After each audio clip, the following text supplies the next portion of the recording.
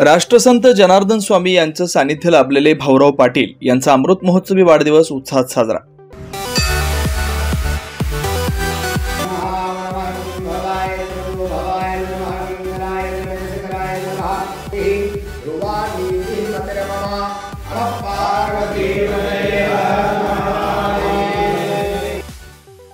राष्ट्रसंत जनार्दन स्वामी यांचे सानिध्य लाभलेले ज्येष्ठ शिष्य भाऊराव पाटील हे आज वयाचे 75वे वर्ष पूर्ण करतात।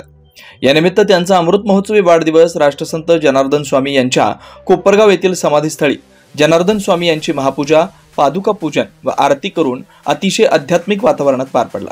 तसेच समाधीस्थळी असलेल्या काशी विश्वेश्वर महादेव मंदिरात महादेवांची महापूजा, दुग्धाभिषेक, जलाभिषेक व आरती करण्यात आली। राष्ट्रसंत जनार्दन स्वामी यांचे निकटवर्तीय मानले जाणारे भाऊराव पाटील यांचा जन्म 25 फेब्रुवारी 1950 रोजी झाला। त्यांचं बालपण त्र्यंबकेश्वर इथेच गेलं। परिस्थिती अतिशय गरिबीची असल्यानं त्या काळात त्यांचं शिक्षणही जेमतेम झालं, पण तेच शिक्षण आज परिपूर्ण ठरलं। भाऊंनी नगरपालिकेत नोकरी देखील केली। तसेच 1970-71 मध्ये राष्ट्रसंत जनार्दन स्वामी त्र्यंबकेश्वर येथे आले। भाऊ पाटील हे आबाजींच्या सानिध्यात आले। बाबाजींच्या विचारांनी प्रेरित होऊन भाऊंनी स्वतःला समाजसेवेबरोबरच आध्यात्मिक सेवेत वाहून घेतलं। नोकरी करून आध्यात्मिक सेवा करणं हीच त्यांची ईश्वर सेवा होऊ लागली। या सेवेत त्यांना त्यांच्या धर्मपत्नी परिघाताई यांनी देखील समर्थपणे साथ दिली। बाबाजींच्या सेवेत असताना प्रवचनासाठी वेळोवेळी रात्र पहाट करून भाऊ सेवेत सक्रिय राहिले। भाऊंचं खरं नाव त्र्यंबक कृष्णाजी पाटील असं आहे, पण बाबाजींनी त्यांना आपुलकीनं भाऊ असे संबोधलं। तेव्हापासून त्र्यंबक कृष्णाजी पाटील हे भाऊ पाटील म्हणून ओळखले जाऊ लागले। बाबाजींच्या प्रत्येक कार्यक्रमात प्रवचनरूपी सेवा करण्यासाठी भाऊंना बाबाजी प्रेरणा देत असत। अशा प्रकारे बाबाजींचा आशीर्वाद त्यांना प्राप्त झाला। बाबाजींच्या महानिर्वाणानंतर बाबाजींचे विचार जनकल्याणासाठी, समाजापर्यंत पोहोचवण्यासाठी भाऊ आजही अहोरात्र झटतायत। रामकथा, भागवत कथा, संत दर्शन या विविध माध्यमातून भाऊ समाज सुधारण्यासाठी आणि आध्यात्मिक सेवा अविरतपणे करतात। आज भाऊ 75 वर्ष पूर्ण करतात व अशी सेवा भाऊंच्या हातून सदैव होत राहो अशी प्रार्थना यावेळी उपस्थित असलेले पाटील परिवार व संत जनार्दन स्वामींचे भक्तगण यांनी केले। आज या वाढदिवसानिमित्त भाऊराव पाटील यांची तुला करण्यात आली। त्यांच्या वजना इतक्या गुळाचं वाटप उपस्थितांमध्ये करण्यात आलं। यावेळी कोपरगाव पंचक्रोशीतील अनेक शिष्यांनी त्यांची सदिच्छा भेट घेऊन त्यांना शुभेच्छा दिल्या व अनेक मान्यवरांनी त्यांच्या पुढील वाटचालीस शुभेच्छा दिल्या। बाबा म्हणजे अपरिमित कष्ट करणारे शरीर, अपरिमित काळजी करणारं मन आणि स्वतःच्या आकांक्षा बाजूला ठेवून आपल्या मुलांसाठी झटणारं अंतःकरण असे आमचे हे दादा।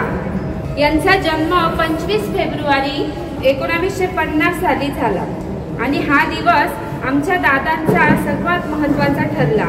आज आमचे दादा 75 वर्ष पूर्ण करीत आहेत आणि हा त्यांचा अमृत महोत्सवी वाढदिवस आहे। बाबाजींचा आशीर्वाद त्यांना प्राप्त झाला।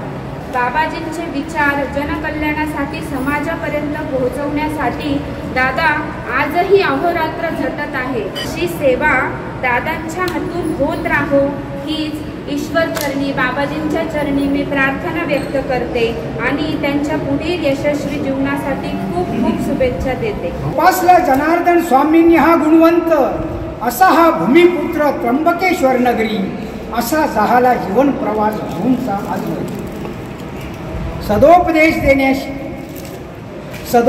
देण्याशी कार्यरत जनार्दन स्वामी आश्रमाशी झाले अनेक ग्रंथांचे पठण। प्रगटली ज्ञानगंगा सद्गुरूच्या कृपाशीर्वादानं अनेकांच्या अंतःकरणी भक्तीचा ओलावा निर्माण करी असा झाला जीवन प्रवास भाऊंचा आजवरी।